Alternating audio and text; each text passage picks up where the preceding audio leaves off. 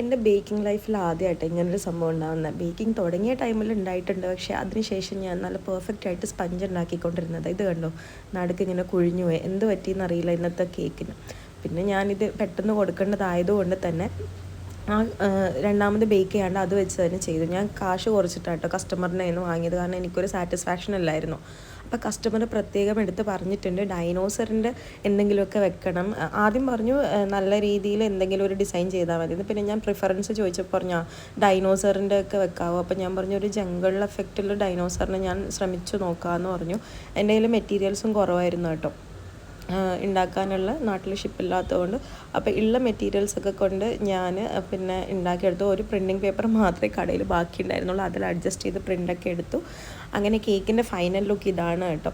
അപ്പോൾ കസ്റ്റമറിന് ഒരുപാട് ഇഷ്ടപ്പെട്ടു കേട്ടോ കേക്ക്. എനിക്കും ഒരുപാട് ഇഷ്ടപ്പെട്ടു. നിങ്ങൾക്ക് ഇഷ്ടപ്പെട്ടെങ്കിൽ ഒരു ഗ്രീൻ ഹാർട്ട് കമൻറ്റ് ചെയ്യണേ. ബൈ.